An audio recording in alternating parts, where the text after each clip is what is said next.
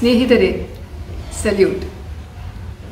എൻ്റെ 33.5 വർഷത്തെ സർവീസിനിടയിൽ ഞാൻ ആകെ 5 പ്രാവശ്യമേ ആരെയെങ്കിലും മർദ്ദിച്ചിട്ടുള്ളൂ. അത് യൂണിഫോം ഇട്ടുകൊണ്ടായിരുന്നു. ജോലിയുടെ ഔദ്യോഗികമായിട്ടുള്ള കൃത്യനിർവഹണത്തിൻ്റെ ഇടയിലായിരുന്നു. ഇതെൻ്റെ 2ാമത്തെ സംഭവമാണ്. ഇതും ഞാൻ ASP ആയി ഒരു സബ് ഡിവിഷനിൽ ജോലി ചെയ്യുന്ന സമയത്ത് തന്നെയാണ്. അന്ന് ആ സമയത്തൊക്കെ എനിക്ക് പോലീസ് ജീപ്പ് ഓടിക്കാൻ വലിയ ഇഷ്ടമായിരുന്നു. കാരണം ഞാൻ ഡ്രൈവർക്ക് കൊടുക്കാതെ ഞാൻ തന്നെ ജീപ്പ് ഓടിച്ചുകൊണ്ടാണ് പല സ്ഥലത്തും പോവുക. അപ്പോൾ അതൊരു ഹരമായിരുന്നു. കാരണം എനിക്കിഷ്ടമുള്ളിടത്ത് എനിക്ക് നിർത്താം, ആരോടും പറയേണ്ട ആവശ്യമില്ല, എനിക്കിഷ്ടമുള്ള വഴിയിലൂടെ ഓടിക്കാം, എനിക്കിഷ്ടമുള്ള വേഗത്തിൽ പോകാം.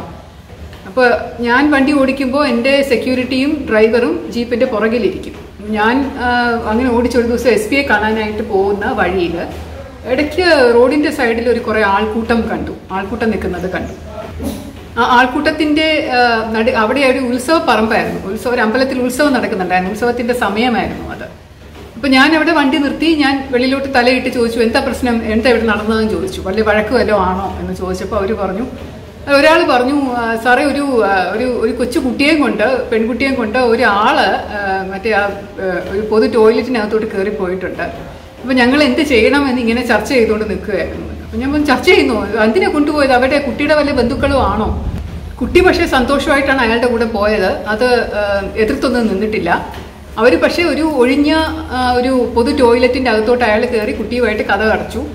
അപ്പോൾ അയാളെ കണ്ട ഒരു ആചാന ബാഹു, വലിയ സൈസുള്ള ഒരാളാണ്. അപ്പോൾ അയാളെ കൈ ചിലപ്പോൾ ആയുധങ്ങളൊക്കെ കാണും. അപ്പോൾ അതുകൊണ്ട് ഞങ്ങൾ എന്ത് വേണം എന്നറിയാതെ നിൽക്കുകയാണെന്ന് പറഞ്ഞു. അപ്പോൾ ഞാൻ പറഞ്ഞു, വേഗം നമുക്ക് പോയി നോക്കാം എന്ന് പറഞ്ഞു. ഞാൻ പോലീസുകാരെ പുറകിൽ നിന്ന് വിളിച്ച് ഞാനും അവരും കൂടെ അങ്ങോട്ടേക്ക് നടന്ന ആ പൊതു ടോയ്ലറ്റ് എന്ന് പറഞ്ഞ് കാണിച്ചു തന്ന സാധനത്തിൻ്റെ മുമ്പിൽ ഒരു കെട്ടിടമാണ്. അതിൻ്റെ മുമ്പിൽ ഞാൻ നിന്നപ്പോൾ എത്തിയപ്പോഴേക്കും ഇങ്ങനെ കുറച്ച് മണലൊക്കെയുള്ള സ്ഥലമാണ്. അപ്പോൾ അതിലെ കൂടെ ഞാൻ വേഗം നടന്ന് അവിടെ എത്തുമ്പോഴേക്കും ഒരു വലിയ വലിപ്പമുള്ള ഒരാൾ, നല്ല പൊക്കവും വണ്ണവും ഒക്കെ ഉള്ള ഒരാൾ ഒരു കൊച്ചു കുട്ടിയെയും കൊണ്ട് ഇറങ്ങി വരും. 6 or 7 വയസ്സ് പ്രായമുള്ള കുട്ടിയാണ്.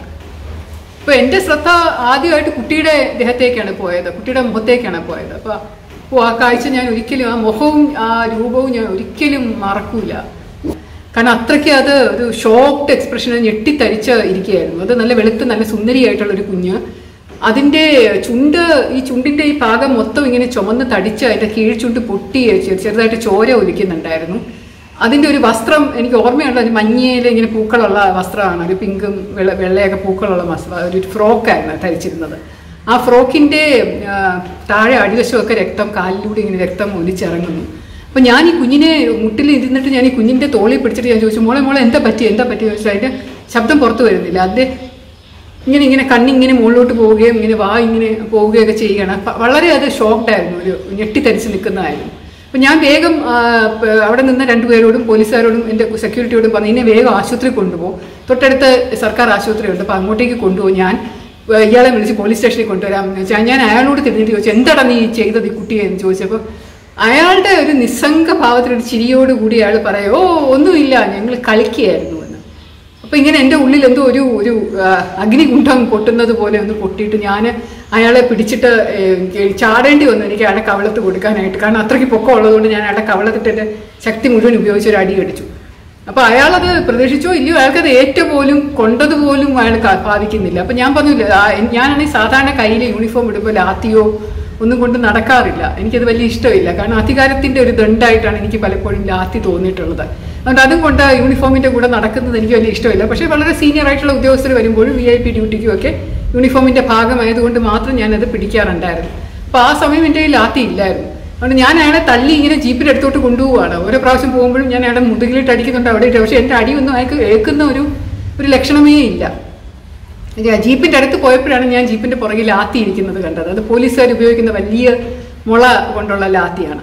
അപ്പോൾ ഈ ലാത്തി എടുത്തിട്ട് ഞാൻ അയാളെ 2 കൈയും വെച്ചിട്ട് 2-3 അടിയൊക്കെ കൊടുത്തിട്ടാണ് ഞാൻ അയാളെ അകത്ത് കയറ്റിയത്. അപ്പോൾ അത് അയാൾ കേസിന്ന് തോന്നുന്നുണ്ട്. വേഗം അയാളുമായിട്ട് ജീപ്പിൽ കയറ്റി ഞങ്ങൾ പോലീസ് സ്റ്റേഷനിലേക്ക് പോയി. പോകുന്ന വഴിക്ക് അതിന് മുമ്പായിട്ട് ഞാൻ പറഞ്ഞു, ഈ കുട്ടിയുടെ അച്ഛനും അമ്മയും ആരാന്ന് വെച്ചാൽ ഒന്ന് കണ്ടുപിടിച്ചിട്ട് വിവരം അറിയിക്കും, ഇവരോട് സ്റ്റേഷനിൽ വരാൻ പറയൂ, വേണമെങ്കിൽ ഞാൻ ജീപ്പ് വിടാം എന്നൊക്കെ പറഞ്ഞിട്ടാണ് ഞാൻ പോകുന്നത്. എൻ്റെ സ്റ്റേഷനിൽ ഞാൻ ചെന്ന ശേഷം ഞാൻ അവിടുന്ന് ആളുകളെ വിട്ടു, കുട്ടിയുടെ അച്ഛനമ്മമാർ ആരാന്ന് വെച്ചാൽ കണ്ടുപിടിക്കാൻ പറഞ്ഞിട്ട്. ഇയാളെ ഞാൻ അവിടെ ഒരു മൂലയിലിരുത്തി ഞാൻ SP വിളിച്ച് വിവരം പറഞ്ഞു. അപ്പോൾ SP പറഞ്ഞു, അത് നോക്കിയിട്ട് ചെയ്യൂ, എന്താണെന്ന് വെച്ചാൽ ചെയ്യൂ, പക്ഷേ സുവമോട്ടോ ആയിട്ട് കേസ് എടുക്കണ്ട. കാരണം നമ്മൾ ഇതുപോലെ സീരിയസ് ആയിട്ടുള്ള കേസുകൾ സുവമോട്ടോ എന്ന് പറഞ്ഞാൽ സ്വമേധയാ കേസ് എടുക്കരുത്. പോലീസിനെ ഒരു ക്രിമിനൽ ഒഫൻസ് കണ്ടു കഴിഞ്ഞാൽ IPC പ്രകാരമുള്ള ഒരു ക്രിമിനൽ കോഗ്നൈസബിൾ ഒഫൻസ് കണ്ടു കഴിഞ്ഞാൽ നേരിട്ട് ആരുടെയും മൊഴിയില്ലാതെ കേസ് എടുക്കാം. പക്ഷെ ആരുടെയെങ്കിലും മൊഴി വാങ്ങിച്ച് കേസ് എടുക്കുന്നത് നല്ലത്. അതുകൊണ്ട് അവിടെയുള്ള ഏതെങ്കിലും ഒരാളെ വിളിച്ച് മൊഴി റെക്കോർഡ് ചെയ്യണം. അച്ഛനമ്മമാരുടെ സഹകരണം വേണം നമുക്ക്. കാരണം പിന്നെ കോടതിയിൽ പോകാനാണെങ്കിലും അവരുടെ സഹകരണം ഇല്ലാതെ പറ്റില്ല. അതുകൊണ്ട് അവരോടും കൂടെ ചോദിച്ചിട്ടേ എടുക്കാവുള്ളൂ. എന്നെ വിവരം അറിയിക്കണം എന്ന് പറഞ്ഞു SP. അപ്പം ഞാൻ ഹോസ്പിറ്റലിൽ വിളിച്ചു. ഞാൻ അങ്ങോട്ട് ചെന്നു, ഡോക്ടറെ പോയി കണ്ട് ഞാൻ ചോദിച്ചു എങ്ങനെയുണ്ട്. അപ്പോൾ ഡോക്ടർ പറഞ്ഞു വളരെ ക്രൂരമായിട്ട് ഈ കുട്ടി ഉപദ്രവിക്കപ്പെട്ടിട്ടുണ്ട്, ഇതിന് മാനസികമായിട്ടുള്ള ഒരു വലിയ ആഘാതം ഏറ്റിരിക്കുകയാണ്. അപ്പം അതിനുള്ള ഒരു ചികിത്സയും ഈ കുട്ടിക്ക് വേണം. തിരിച്ച് ഞാൻ പോലീസ് സ്റ്റേഷനിൽ വന്ന് അച്ഛനെയും അമ്മയും കുറേ നേരമായിട്ട് കാണുന്നില്ല. അപ്പം ഞാൻ ഈ ഉത്സവ പറമ്പിലുള്ള ആൾക്കാരെയൊക്കെ വിളിച്ചു വരുത്തി അവരുടെയൊക്കെ മൊഴി റെക്കോർഡ് ചെയ്യുന്നുണ്ട്. പോലീസ് അത് വഴിക്ക് ആ ഒരു വശത്തൂടെ നടക്കുന്നുണ്ട്. FIR എടുക്കാനായിട്ടുള്ള എല്ലാ തയ്യാറെടുപ്പുകളും വന്ന് എഴുതുവാണല്ലോ, കമ്പ്യൂട്ടറിലൂടെയല്ല. അപ്പം ഒരു വലിയ രജിസ്റ്റർ എടുത്ത് വെച്ചിട്ട് അതിനകത്ത് എഴുതി, ജനറൽ ഡയറിയിലും എഴുതി, അങ്ങനെയാണ് ചെയ്യുന്നത്. അപ്പം അങ്ങനെ അച്ഛനമ്മമാർ അവസാനം ഒരുപാട് നിർബന്ധിച്ച ശേഷം ഇങ്ങനെ നിർബന്ധിച്ച് പിടിച്ചുകൊണ്ട് വരുമ്പോഴാണ് അച്ഛനമ്മമാർ അവസാനം സ്റ്റേഷനിൽ വരുന്നത്. അവരുടെ പ്രതികരണം കേട്ടിട്ട് ഞാൻ ശരിക്കും ആ കുട്ടിയെ കണ്ടതിനേക്കാളും കൂടുതൽ അമ്പരന്ന് പോയി. കാരണം അവർ പറയുന്നത് കേസ് വേണ്ട എന്നാണ്. അപ്പോൾ ഞാൻ ചോദിച്ചാൽ അതിൻ്റെ കേസ് വേണ്ടാത്ത കുഞ്ഞിനെ റേപ്പ് ചെയ്തിട്ടുണ്ട്, അതിൻ്റെ ഭാവി നിങ്ങൾ ആലോചിക്കണം, അതിന് മാനസികമായിട്ടുള്ള ചികിത്സ വേണം. അപ്പം പറഞ്ഞില്ല, വേണ്ട, ഞങ്ങൾക്ക് കേസ് എടുക്കണ്ട, ഞങ്ങൾക്ക് അതിൽ കൂടെ ഒന്നും പ്രോസസ്സിൽ കൂടെ പോകാനേ താല്പര്യമില്ല. പോലീസ് സ്റ്റേഷനുമായിട്ടോ കോടതിയുമായിട്ടോ ഇനി ഞങ്ങൾക്ക് യാതൊരു ബന്ധവും വേണമെന്ന് ഞങ്ങൾക്ക് നിർബന്ധമില്ല. ഞാൻ അച്ഛനെ പ്രത്യേകമായിട്ട് ചോദിച്ചു, അമ്മയെ പ്രത്യേകം വിളിച്ചിരുന്ന് ചോദിച്ചു. അവർ കരയുന്നുണ്ട്, അവർക്ക് വിഷമമുണ്ട്, കുഞ്ഞിനെ ഉടൻ കാണണമെന്ന് പറയുന്നുണ്ട്, ആശുപത്രി പോകണമെന്ന് പറയുന്നുണ്ട്. പക്ഷെ അവർ കേസുമായിട്ട് യാതൊരു വിധത്തിലും സഹകരിക്കില്ല എന്നാണ് പറഞ്ഞത്. അപ്പം ഞാനത് വളരെയധികം എനിക്ക് പ്രയാസം ഉണ്ടാക്കി. അപ്പം ഞാൻ അന്വേഷിച്ച് നോക്കിയപ്പോൾ ഇവരൊരു ക്രിസ്ത്യൻ കുടുംബത്തിൽപ്പെട്ട ആൾക്കാരാണ്. അപ്പോൾ അവർക്ക് മാനഹാനിയും മാനനഷ്ടവും കുടുംബത്തിലുള്ള ആളുകൾ അറിഞ്ഞു കഴിഞ്ഞാൽ ഈ കൊച്ചിനെ പഠിപ്പിക്കാൻ സ്കൂളിൽ വിടാൻ പറ്റില്ല, ഭാവി എന്നൊക്കെയുള്ള ഒരുപാട് ശങ്കകളായിരുന്നു അവരുടെ മനസ്സിലുണ്ടായിരുന്നത്. അവസാനം അവിടെയുള്ളൊരു പള്ളിയിലുള്ള ഒരു ഫാദർ, ഇവർ പോകുന്ന പള്ളിയിലെ ഒരു ഫാദറിനെ വിളിച്ചിട്ട് അവരോട് സംസാരിക്കാൻ ഞാൻ പറഞ്ഞു. അദ്ദേഹം പറഞ്ഞാൽ എങ്ങനെ കേൾക്കുമല്ലോ എന്ന് വിചാരിച്ച് പ്രതിയെ പറ്റി അന്വേഷിച്ചപ്പോൾ പ്രതി അവിടെയുള്ളൊരു അയാളൊരു എക്സ് സർവീസുകാരനാണ്. അവിടെയുള്ളൊരു വലിയ കമ്പനിയുടെ സെക്യൂരിറ്റി ആയിട്ട് ജോലി ചെയ്യുകയാണ്. അപ്പം അന്ന് ഉത്സവം ആയതുകൊണ്ട് എല്ലായിടവും പ്രാദേശിക അവധി ആയതുകൊണ്ട് അയാൾക്ക് അന്ന് അവധിയായിട്ട് അയാൾ അവിടെയൊക്കെ കറങ്ങി നടക്കുകയായിരുന്നു. അപ്പോൾ ഈ തക്കത്തിൽ ഇങ്ങനെ ഒരു കൊച്ചിനെ കണ്ടപ്പോൾ അയാൾ എടുത്തുകൊണ്ട് പോയി. അപ്പോൾ അയാളുടെ ഭാര്യയും സ്വന്തക്കാരും ഒക്കെ ആ സമയത്ത് അവിടെ വന്നായിരുന്നു. ഭാര്യയൊക്കെ പറയുന്ന, അയ്യോ എൻ്റെ ഭർത്താവ് അങ്ങനെയൊന്നും ചെയ്യൂല, വളരെ നല്ല മനുഷ്യനാണ്, അദ്ദേഹം ദേശസ്നേഹിയാണ്, രാജ്യസ്നേഹിയാണ്, ദേശഭക്തിയുള്ള ആളാണ്. ഈ കുഞ്ഞിന്റെ പ്രായത്തിലുള്ള കുട്ടികൾ അയാൾക്കുണ്ട്, പെൺകുട്ടികൾ തന്നെയുണ്ട്, അവരോടൊക്കെ ഭയങ്കര സ്നേഹമാണ്, അയാൾ ഒരിക്കലും അങ്ങനെ ചെയ്യില്ല എന്നുള്ള മട്ടി ഭാര്യയ്ക്കും വിശ്വസിക്കാൻ പറ്റാത്ത പോലെ നിൽക്കുന്നു. ഇയാളാണെങ്കിൽ സ്റ്റേഷനിൽ കൊണ്ടുവന്ന് ഇരുത്തിയ പിന്നെ അയാളും ഭയങ്കരമായിട്ട് പശ്ചാത്തപിച്ച് കരഞ്ഞുകൊണ്ടിരിക്കുകയാണ്. കേസ് എടുക്കാൻ പറ്റിയില്ല എന്ന് ഞാനന്ന് SP വിളിച്ച് പറഞ്ഞു, ഇങ്ങനെ അച്ഛനമ്മമാർ സമ്മതിക്കുന്നില്ല എന്ന് പറഞ്ഞു. അപ്പൊ പിന്നെ അച്ഛനമ്മമാർ സമ്മതിക്കുന്നില്ലെങ്കിൽ നമ്മുടെ കേസ് നിൽക്കൂല ശ്രീലേഖ എന്ന് അദ്ദേഹം വളരെ ഉറപ്പായിട്ട് പറഞ്ഞു. അപ്പൊ ഞാൻ വീണ്ടും ഇങ്ങനെ പോലീസുകാരോട് ചോദിക്കുന്നുണ്ട്, നിയമം എനിക്കറിയാവുന്ന കുറെ അഡ്വക്കേറ്റ്സിനെയൊക്കെ വിളിച്ച് ചോദിക്കുന്നുണ്ട്. അവരൊക്കെ പറയുന്നുണ്ട്, ഇല്ല, അവർ സഹകരിക്കാതെ കുട്ടിയെ കോടതിയിൽ കേസ് വാദിക്കുന്ന സമയം കുഞ്ഞിനെയും കൊണ്ട് വരണമല്ലോ, അവരെ കാണിക്കണമല്ലോ. അപ്പൊ അതില്ലാതെ എങ്ങനെയാണ് കേസ് നിൽക്കുക, അത് ഒഫൻസ് പ്രൂവ് ചെയ്യേണ്ടതെന്നൊക്കെയുള്ള മട്ടിലാണ് അവർ പറയുന്നത്. 1-2 ദിവസം കഴിഞ്ഞപ്പോൾ ഞാൻ വീണ്ടും അച്ഛനെ വിളിച്ചു, പള്ളിയിലച്ഛനെ വിളിച്ച് ചോദിച്ചു, അച്ഛൻ സംസാരിച്ചോ, നമുക്ക് എപ്പോൾ വേണമെങ്കിലും കേസ് എടുത്താൽ മതി, സംഭവം നടന്നു കഴിഞ്ഞിട്ട് 2-3 ദിവസമായിട്ടും കേസ് എടുത്താൽ മതിയല്ലോ എന്ന് പറഞ്ഞപ്പോൾ അച്ഛൻ പറഞ്ഞത്, അത് അവര് പറയുന്നത് ഈ കുട്ടി കന്യാസ്ത്രീ ആക്കാൻ വേണ്ടി അവര് നേർന്നിട്ടുള്ള കുട്ടിയാണ്. അപ്പോൾ അതുകൊണ്ട് അവരെ ആ മഠത്തിലോട്ട് അയക്കാനുള്ള കുട്ടിയാണ്. അപ്പോൾ അതുകൊണ്ട് അതിനെ വിവാഹം കഴിപ്പിച്ച് അയക്കാനൊന്നും അവർക്ക് ഉദ്ദേശമില്ല.